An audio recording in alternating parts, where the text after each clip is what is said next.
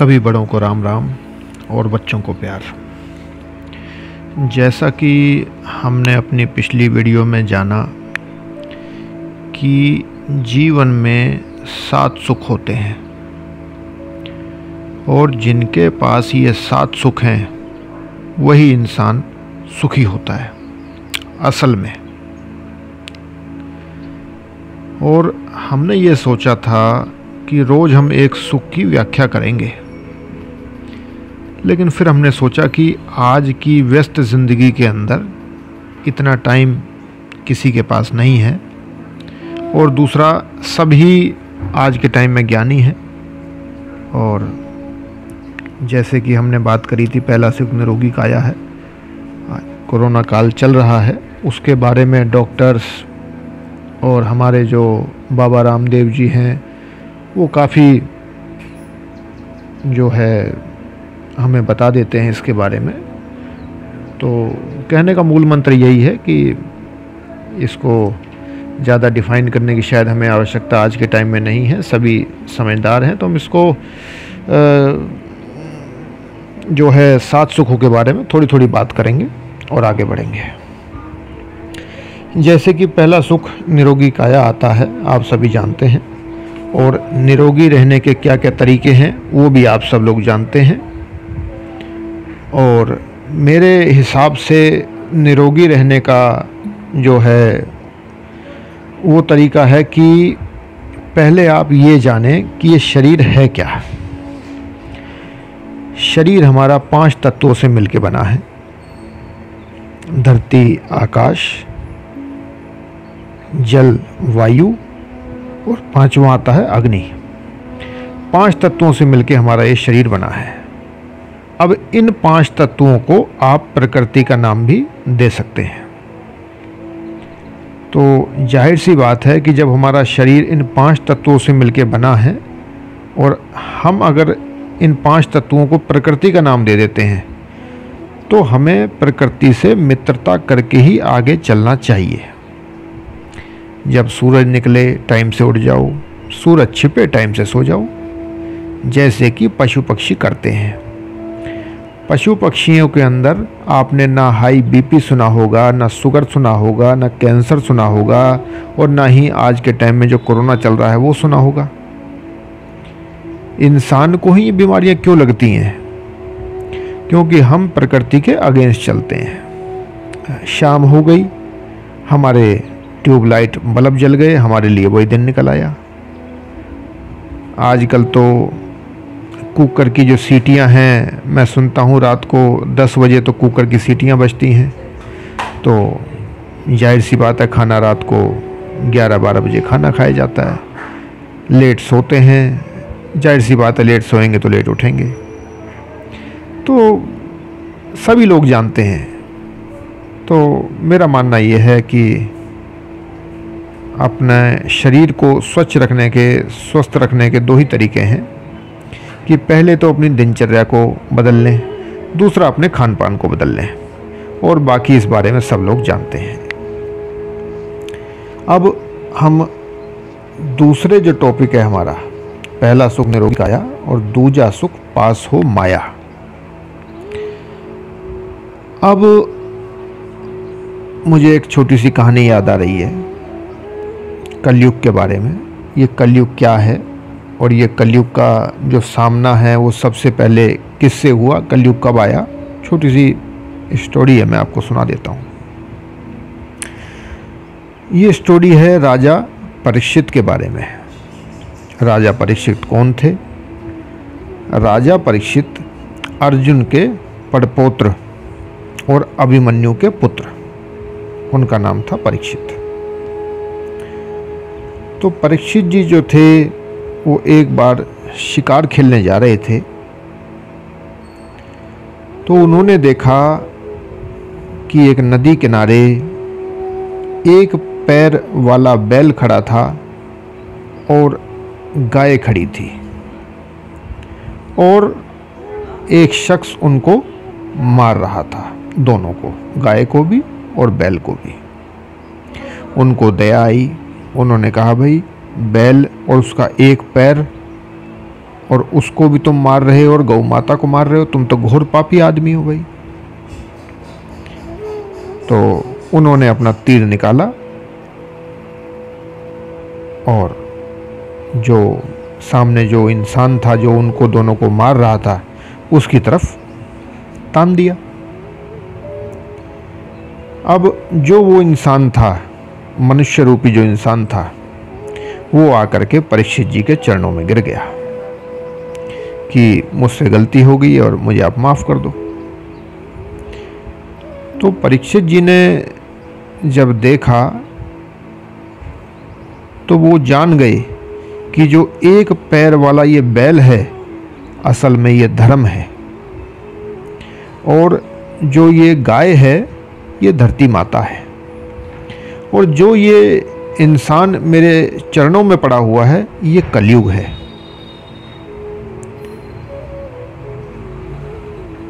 तो जब कलयुग ने उनसे क्षमा याचना करी तो उनके मन में दया आई।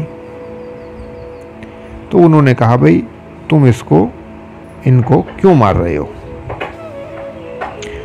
उसने कहा कि भाई ब्रह्मा जी की बनाई हुई सृष्टि है और इस बात से आप भी वाकिफ़ हैं कि अब जो है ये कलयुग काल चलेगा, इसमें मेरा राज होगा, तो मेरा तो काम ही यही है दूसरों को परेशान करना, तो मैं अपना कार्य कर रहा हूँ।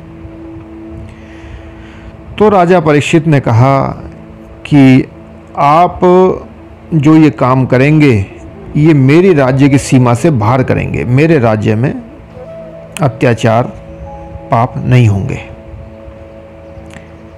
अब कलयुग ने हाथ जोड़ के प्रार्थना करी कि परीक्षित जी, इस पूरी पृथ्वी पर तो आप ही का राज है,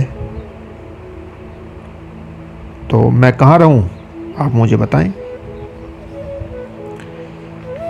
तो परीक्षित जी ने कलयुग को 4 जगहें दी रहने के लिए। वो जगहें कौन कौन सी थी कि जहाँ जुआ होगा वहाँ आप रह सकते हो, और जहाँ मदिरा होगी वहाँ आप रह सकते हो, या फिर जहाँ परी स्त्री गमन यानी पराई स्त्री का गमन होगा वहाँ आप रह सकते हो, और चौथी चीज़ हिंसा, जहाँ हिंसा होगी वहाँ आप रह सकते हो। तो जो कलयुग था उसने कहा कि प्रभु आपने तो मुझे सारी ऐसी चीज़ें दे दी कि वहाँ तो कोई बुरा आदमी ही जाएगा, मुझे एक चीज़ और आप कम से कम अच्छी दे दें। तो परीक्षित जी के मुख से उस वक्त निकल गया कि स्वर्ण में, स्वर्ण यानी कि सोना, उसमें भी तेरा वास रहेगा। अब इतना कहते ही परीक्षित जी वहां से चल दिए। अब परीक्षित जी ये भूल गए कि उन्होंने खुद ने भी सोने का मुकुट पहना हुआ है, और कलयुग जो था जब उसको 5वां स्थान स्वर्ण यानी सोने के रूप में मिला तो उसने सबसे पहले जो था अपना ठिकाना परीक्षित जी के सिर पे जो मुकुट था उसके ऊपर अपना ठिकाना जो था वो कर लिया। अब जैसे ही कलयुग जो था परीक्षित जी के सिर पे बैठा तो परीक्षित जी की जो बुद्धि थी वो भ्रमित हो गई। वो जब जंगल में जा रहे थे तो उन्होंने देखा सामने कुटिया है, और कुटिया के अंदर एक ऋषि बैठे हुए हैं। उन्होंने बाहर से आवाज़ लगाई, लेकिन अंदर से ना वो ऋषि उठे ना कोई और उठ के आया। तो जब वो कलयुग ऊपर बैठा था तो उस कलयुग ने उनकी बुद्धि जो थी वो भ्रमित कर दी, जिस कारणवश उनको अभिमान हो गया कि मैं राजा और मेरे बुलाने पे कोई नहीं आया, ये तो मेरा अपमान है। तो राजा जब अंदर जाता है तो अंदर ऋषि थे जिनका नाम था ऋषि शामिक, वो अपनी तपस्या में लीन थे। तो राजा को ये अपनी तौहीन महसूस हुई और राजा ने एक मरा हुआ सांप जो था वो ऋषि शामिक के गले में डाल दिया। अब जो ऋषि शामिक के जो पुत्र थे वो स्नान करके नदी से आ रहे थे और उन्होंने वह चीज़ देख ली उनका नाम था श्रृंगी ऋषि। उन्होंने वह चीज देख ली कि यह राजा मेरे पिता के गले में मरा हुआ सांप डाल रहा है। तो तभी उन्होंने राजा परीक्षित को श्राप दे दिया कि 7 दिन के अंदर तुम्हारी मृत्यु तक्षक नाग के काटने के द्वारा हो जाएगी। तो जो राजा परीक्षित थे, जैसा कि ऋषि का श्राप खाली नहीं जाता है, तो 7वें दिन जो था तक्षक नाग ने उनको डस लिया और उनसे उनका स्वर्गवास हो गया। और तब से कलयुग का राज जो था वो स्थापित हो गया।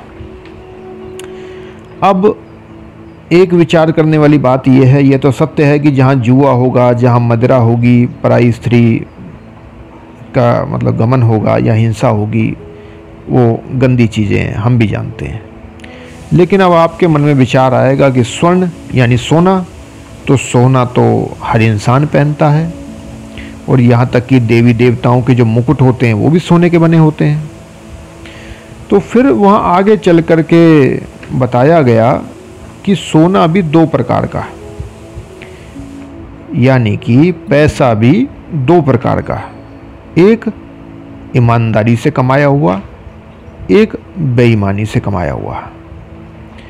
जो ईमानदारी से कमाया हुआ पैसा होगा वो घर में बरकत देगा, लेकिन जो बेईमानी से कमाया हुआ पैसा होगा, किसी की आत्मा को दुखा करके, किसी का दिल दुखा करके, किसी की जेब काट करके जो कमाया हुआ पैसा होगा, वो इंसान को फलेगा नहीं उसमें, क्योंकि कलयुग का वास होगा। तो आपने देखा होगा अधिकतर कि जो लोग गलत तरीके से पैसा कमाते हैं, अधिकतर उनकी औलादें बिगड़ जाया करती हैं, और वो कितना ही पैसा उस घर में लगा लें, लेकिन ना ही तो उनके बच्चों में संस्कार आते हैं, ना ही अच्छी आदतें आती हैं, जिससे कि आगे चल के सर्वनाशी होता है। यानी कि जो मैंने आपको एग्जाम्पल दिया, मेरे ख्याल से अब आप उसमें खुद फ़र्क महसूस कर सकते हैं कि अच्छे पैसे से बरकत आती है और बुरे पैसे से विनाश होता है। तो पहला सुख निरोगी काया और दूजा सुख पास हो माया। पास हो माया जरूर हो, लेकिन अपनी मेहनत कष्ट कमाई से, ईमानदारी से कमाई हुई दौलत, ना कि किसी के दिल दुखा करके, छीना झपटी करके, बेईमानी से कमाई हुई दौलत। अब तीसरा आता है पुत्र अधिकारी। अब इसमें भी हम वही 2 बातें आ जाएंगी, क्योंकि सत्य और असत्य, अच्छाई और बुराई साथ साथ चलते हैं। पुत्र अधिकारी, लेकिन साथ में पुत्र आज्ञाकारी भी। पुत्र अधिकारी तो हो गया, कहते हैं ना कि भाई बिना पुत्र के वंश कैसे चलेगा, तो मान लिया हमने पुत्र अधिकारी तो हो गया, लेकिन पुत्र आज्ञाकारी भी होना अति आवश्यक है। अधिकारी तो बन गया, लेकिन आपकी कष्ट कमाई से कमाया हुआ पैसा अगर वो आज्ञाकारी नहीं है, अच्छा इंसान नहीं है, बर्बाद कर देगा। तो कहने का अर्थ ये है कि पुत्र अधिकारी भी होना चाहिए और साथ ही साथ आज्ञाकारी भी होना चाहिए। अब चौथे नंबर पे आ जाते हैं गुणवंती नारी। गुणवंती नारी को रखा है। गुणवंती नारी अर्थात जिसमें अपने घर को चलाने के लिए सारे गुण हों, क्योंकि कहा गया है कि नारी बनाने पे आए तो घर को मंदिर बना दे, घर को स्वर्ग बना दे, और बिगाड़ने पे आए तो अच्छे खासे घर को भी नरक बना दे। तो इसमें नारी का बहुत बड़ा रोल होता है। और गुणवंती नारी। चलेंगे 5वें नंबर पे, स्वदेश में वासा। अब निरोगी काया भी आपकी हो गई, पास हो माया, दूसरा जो सुख है वो भी आपके पास है, माया भी आपके पास है, आपके पास पुत्र भी है, मान लिया हमने, आपके पास एक सुंदर सुशील बहुत अच्छी नारी भी है, मान लिया हमने। तो 5वां सुख आता स्वदेश में वासा। अब आपके पास ये सारी चीज़ें हैं, लेकिन आप अपने घर से बाहर कहीं पड़े हुए हैं, जैसे कि आपका कहीं ट्रांसफ़र बाहर हो गया है या आप अपने देश से कहीं बाहर चले गए हैं, तो कहीं ना कहीं उसके अंदर एक कमी रहती है कि यार इतना पैसा कमा लिया, इतना सब कुछ कर लिया, लेकिन किसके लिए? हम तो अपनों के पास है ही नहीं, अपने घर पे है ही नहीं। तो 5वां सुख जो है स्वदेश में वासा। अगर ये चारों चीज़ें हमारे पास है और 5वीं चीज़ अगर हम अपने घर पे, अपनी जन्मभूमि पर रह के अगर वो चीज़ पालें, तो हमें ज़्यादा खुशी होती है। और छठा सुख पुत्र हो पासा।